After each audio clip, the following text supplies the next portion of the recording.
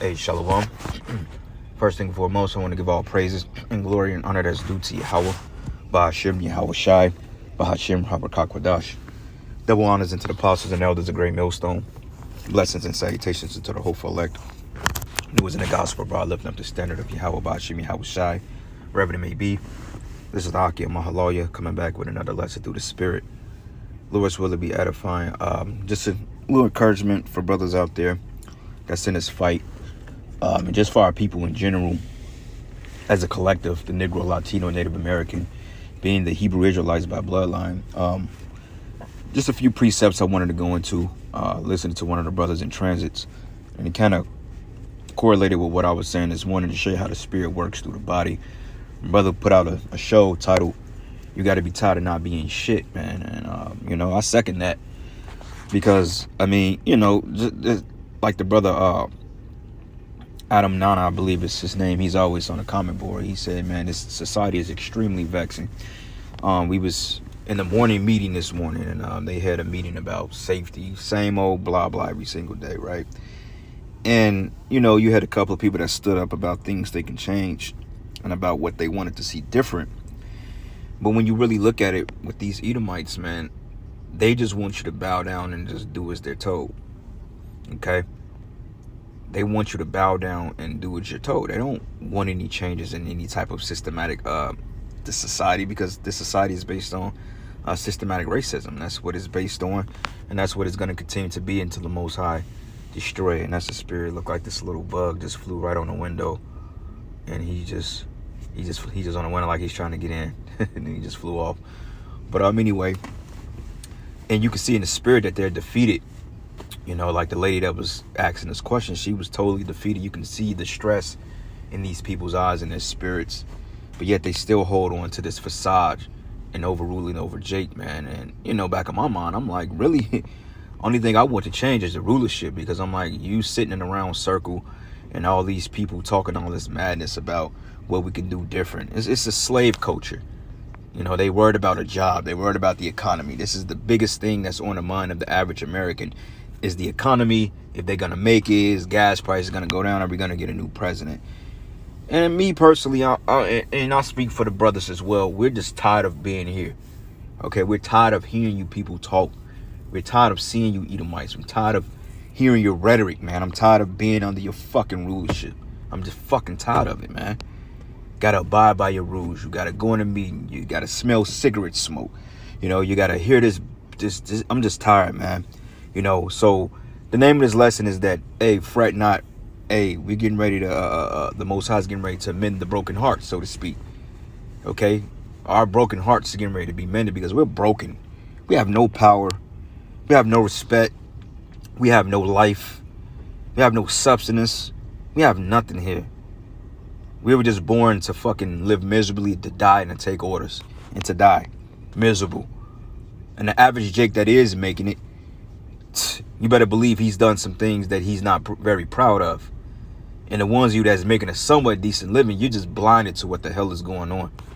But me standing around a circle around all the Edomites, you had like 3 Jakes, including Northern Kingdom, about 6, 7 Jakes, and that's with Northern Kingdom included, but the rest Edomites. And these people are just pompous, man. They have no soul, no spirit, and I see why the Most High has to take them out. But quite frankly, man, this man needs he has to have the torch taken from him. It's at the point now that there's no remedy. It's no balance here. It's constant hell on top of hell, friction on friction. It's tiring. We're tired. You know what I'm saying? Sometimes you just want to just go home and don't fucking wake up. And that's how bad it can get, But through the spirit, we are conquerors, man. Okay, we will endure. We will overcome. But brothers are getting tired. They're getting wore out. And you can actually see it. You can see it in brothers' mentality and their spirit that something is getting ready to come to a head, man. Okay? Because this is a prime example of this fucking bum to the left. This guy, man, I used to work with. This simp, ass-kissing Edomite, man, it's just enough is enough, man. I just can't tolerate these people no more, man. You know what I'm saying? But like I said, man, it's about being temperate. and holding your composure. But it's going to come a time that the Lord will let us loose, man. And that's what we need. We need to be let loose, okay? Because it has to be a remedy for all this frustration, this anger, okay? This sadness, man, this miserable shit. You know, and that's what the prophets of old inquired about. We were catching hell under our oppressors, man. You know, waking up dizzy due to the shit Esau is spreading in the air. One day you feel healthy, the next day you feel like you're getting ready to give up the spirit. We need deliverance, man. All right, so this is Isaiah 61:1. It says, the Spirit of the Lord Yahweh is upon me, because the Lord have anointed me to preach good tidings unto the meek of the Israelites, starting with the elect first. Okay, our job is to preach unto the elect, and really all Israel, but all Israel, they're not going to listen. It says, he has sent me to bind up the brokenhearted, okay, the brokenhearted, and that's us. We're broken in spirit, we're contrite. There's no way out, and it seems that our power, he's left us. It's like, you know, he's here for us, he's dealing, but at the same time, you know, the remedy as far as the affliction of the heathens haven't really fully manifested. It's just like blind by blind. That's what the scriptures say, we walk by faith and not by sight. But it's going to come a time that when the Most High start to put our enemies in subjection, they're going to know who the men of the Lord were, man. And I pray that all these devils, you know, that we've worked around, that we've encountered, even people in our families, I pray that the Lord really exalt us and make us known among these people that they was around the prophets the whole time and didn't acknowledge it, didn't care who they offended. And they're going to be shameful in that day. But that day is just taking so damn long, man. It's taking forever, it seems like. Because these people, they get to be wicked. They can live their lives. They can continue to engage in their folly. And we have to sit up here and we have to swallow the vomit. You know, take it on the chin, so to speak. I'm tired of taking shit on the chin, man. I'm tired of it, you know. But like I said, we going to wait upon the Lord. Because my spirit and my heart is not in this place no more. Everybody's frolicking over if they're going to have a job in the next 4 or 5 months. I really don't care. I don't care if this fucking place went down tonight. I wouldn't care. I would be totally okay with that. And that's just the spirit, because that's when we come alive. That's when we become activated. That's when we can, so to speak, talk the big shit, you know. But it says here to proclaim liberty to the captives and opening the prison of them that are bound. That's us. So we are here to tell you that there is hope unto the brokenhearted. And that's the name of this lesson, brothers, because, hey, at the end of the day, all this shit we're going through, man, is going to be so worth it at the end, to the point it's going to be like a bad nightmare. It may feel like you're going to give up the ghost. It may seem like you're working on one leg, but somehow through the spirit, you will prevail. I really see that, because it gets to the point that when things get so out of control, when everything becomes just so unbearable, that's when the Most High, he pulls you through the fire, you know. And I can foresee that he's never let us down in that aspect. But anyway, I got to finish at another time. Here comes this fucking devil. Anyway, with that, shalom and a baba ball. Shalom. I take that back. I guess he's not coming in here. Good. But anyway, it says to proclaim the acceptable year of our Lord and the day of vengeance of our power, to comfort all that mourn. All right. That's the whole thing. We are mourning. I'm in mourning right now. Brothers are in mourning. All these brothers are in mourning right now. Okay. All the men that's in the faith, that's in the truth, they're all in mourning. Okay. Because they all feel the same way. I was talking to one of the elder brothers about a month ago, man. He said that, hey, he's at work. His spirit is just not even in it no more, man. It's just like you're just there. It's just like every day seems surreal almost. It just seems like like you're going through the motions. And the most thing we have looking forward to is preaching the word. You know, the scriptures, going into these precepts, man.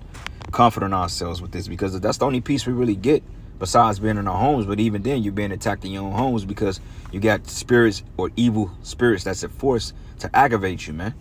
You know, but sometimes, man, I get peace just out of going home, sitting on my couch, not even looking at TV, or sometimes playing video games, and not even that, or having a drink or two, man. But even then, that's not always the go-to, you know, having drinks all the time, because that shit can destroy you.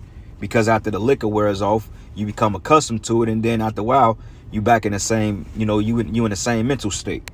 So overly growing in the spirit and just continue to push forth is pretty much all we have, man.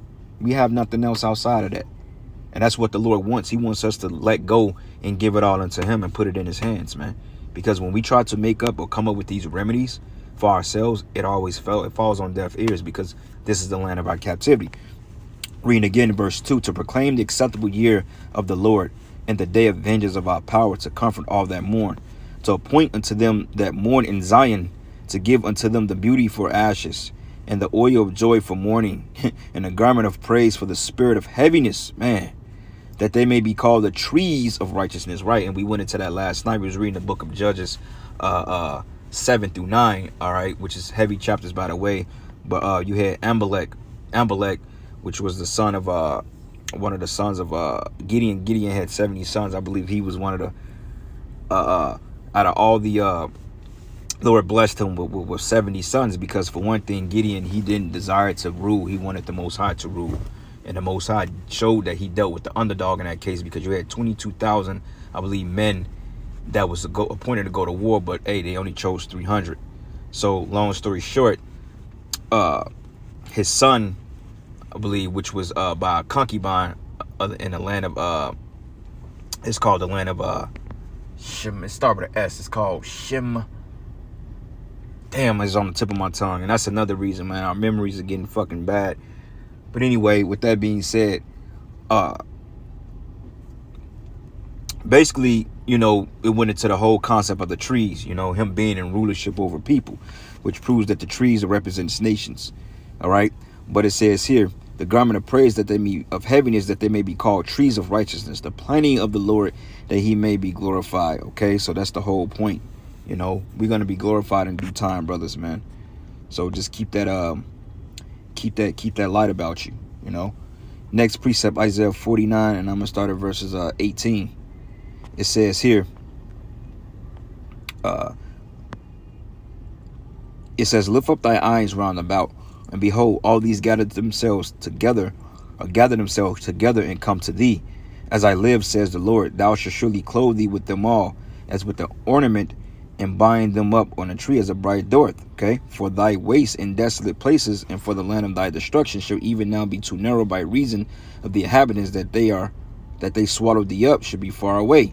Okay, so that's the point, man. It says, the children which thou shalt have after thou hast lost the other shall say in thy ears, this place is too strait for me, give place to me that I may dwell. Then thou shalt say in thy heart, whoso have gotten me these, seeing I have lost my children, I am desolate, a captive, and removing to and fro. And who have brought these up? But behold, I was left alone, and these had hardly been. Okay, so it says, thus says the Lord Yahweh, behold, I will lift up my hand to the Gentiles, and set up my standard to the people, and they should bring thy sons and thy arms, and thy daughters should be carried upon their shoulders. And kings should be thy nursing fathers, and queens thy nursing mothers, and they shall bow down to thee with their face towards the earth, and look up the dust of thy feet, and thou shalt know that I am the Lord, for they should not be ashamed that wait for me. Okay, so that's the point. And this is what we're looking forward to. We're looking forward to our power to restore us back to righteousness, man. Okay, and to put the heathens under our feet, because we need that. We need to be in power. We need to be ruling. Okay, that's going to bring everything back into its proper order. You know, those of us that's actually in the right spirit. Because as long as we're in this captivity, Keisha's going to get worse. The children are going to get worse. Edom is going to get worse. Okay, we're really dying. You know, brothers, we're really dying. We're literally giving up the spirit day by day. Every day that you sit here in Babylon, that's an inch taken off your life a day. And you feel it. You know, and people all juiced up. You feel the effects of the juice coming into your body because you're breathing it in. You know, and that's why brothers have been so messed up like that, man. Okay, Romans 8:36, it says, for it is written, for thy sake we are killed all day long. We are counted as sheep for the slaughter. Okay, next verse. Nay, in all these things we are more than conquerors through him that loved us. So we will endure, we will overcome. And I really believe in that, man. All right. So with that being said, brothers, I'm gonna end it here.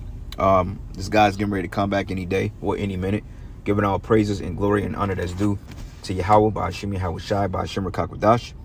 Double honors to the elders and the apostles of Great Millstone. Blessings and salutation to the whole Felek. And with that, Shalom and Abba.